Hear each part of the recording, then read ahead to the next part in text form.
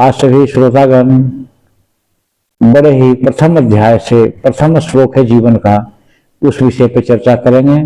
प्रत्यक्ष अप्रत्यक्ष सभी आत्मा को ओम नमो नारायण करता हूं। क्योंकि आत्मगत विषय ही है, इसलिए पहले मैंने आप सभी को ओम नमो नारायण नहीं किया। आत्मगत नहीं होता तो पहले ही नमो नारायण करता। बहुत बड़ी जीव है और विषय है कि भूख क्या है, आखिर भूख भी कोई चीज है या नहीं है। भूख कहते भी किसे हैं, भूख क्यों लगती है, आखिर भूख की स्थिति क्या है। भूख इसे कहते हैं जो हमारे पास वैसे भी 5 प्राण हैं, उसी प्रकार से 5 प्रकार की भूख हैं। रूप, रस, गंध, स्पर्श, श्रवण, चिंतन, जो भी शब्द जितने हैं ये भूख हैं। और आहार निद्रा मैथुन का बना शरीर है। आप इनमें किसी एक पर कंट्रोल करने लगेंगे तो तीनों एक दूसरे से जुड़ जाएंगे और आपकी तृप्ति आने लगेगी, तो धीरे धीरे भूख चली जाएगी। जो दरिद्री माता हैं, ये 5 ज्ञान इंद्रियों के अपरूप वस्तुओं को भक्षण करते हैं, शारीरिक, मानसिक, वैसे भी हाथ पैर से जो एनर्जी वेस्ट करते हैं, वो क्षणिकता परिपक्वता जो भी है, पूर्णतः शाश्वत जो शब्द में कह दें आप, जैसे समझ लें, उनमें विकृति पैदा हो, जितनी ज्यादा होगी उतनी ज्यादा भूख लगनी है। और जिस समय आप आहार निद्रा मैथुन से दूर होने लगते हैं तो अतृप्त नहीं होते, तृप्त होने लगते हैं। अतृप्ति आने के में आपके भूख नहीं होती।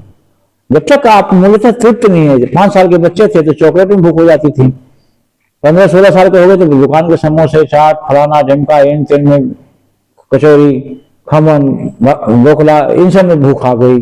थोड़ी उम्र आए तो किसी और चीज में भूख आ गई। लेकिन धीरे धीरे शारीरिक और मानसिक दोनों भूखों को समझ लेंगे तो भूख से आप निवृत्त हो जाएंगे। भोजन तत्व अलग है, भूख अलग है। भूख भूमि में वायु मिलने के बाद अग्नि को प्रज्वलित करता हो, उसका नाम भूख होता है। भूख पूर्णतः नहीं होती है, भूख तो हमेशा ही क्षणिक होती है। उस हिसाब से जो अग्नि ज्यादा नहीं होने के कारण अतृप्त होती है, भूमि में अग्नि नहीं है, इस प्रकार से भूख है। और जितना आप तृप्त होते जाएंगे, अपने प्रसन्न चित्त के प्रवेश करने चले जाएंगे, चलते जाएंगे, आपकी भूख विदा होती जाएगी। भूख होता ही नहीं है।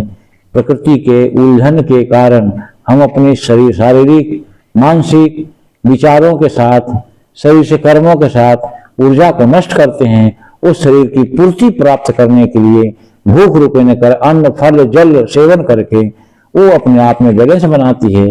और हम उन्हें वेस्ट करने की प्रक्रिया, उनके इस्तेमाल करने की प्रक्रिया जैसे जैसे कम करते जाते हैं, वैसे वैसे हमारी भूख, आपकी जीव की भूख, हर जीवों में ऐसा ही होता है। ये सारे भूख धीरे धीरे मन एक दीवार की तरफ सशक्त हो जाते हैं। वो अपनी 5 इंद्रियों के साथ वायु, तेन जो है, उनसे हटने के बाद वो 5 प्राणों को श्वास के सहारे जीवित रखने लगते हैं। अब श्वास के बाद भी उतनी व्यवस्था बनी रहती है कि श्वास भी नहीं लेकर कुछ संत लोग 36 घंटा, 6 महीने, साल भर, 11 माह सिर्फ इस गति से, तो अग्नि श्वास लेने की प्रक्रिया पूर्ण रूप से समझ लें। इस अगले बार समझाएंगे कभी। लेकिन आपको भूख के बारे में अभी समझ में नहीं आया हो तो आपके पुराने कोई दोस्त या आपका कोई बच्चा 2-4 महीने, 6 महीने के बाद मिला हो अचानक और रोटी खाने जा रहे तो आपकी भूख विदा हो जाती है।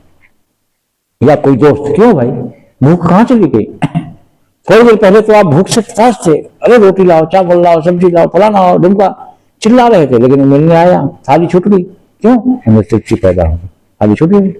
इसलिए जितनी तृप्त होंगे उतनी ही आप भूख से दूर रहेंगे। और भूख तीनों गति में ले जाती है, फिर निद्रा आएगी, फिर मैथुन करवाएगी, यौवन भोगते हैं। मैथुन शारीरिक मानसिक नहीं होता, मैथुन एक ऊर्जा का रूपांतरण भी होता है, ऊर्जा का प्रवेशीकरण भी होता है।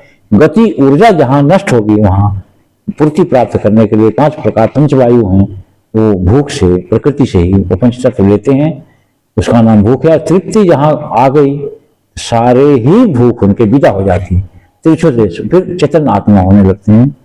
मैं अपनी वाणी पे विराम देता हूँ। ओम शांति शांति शांति।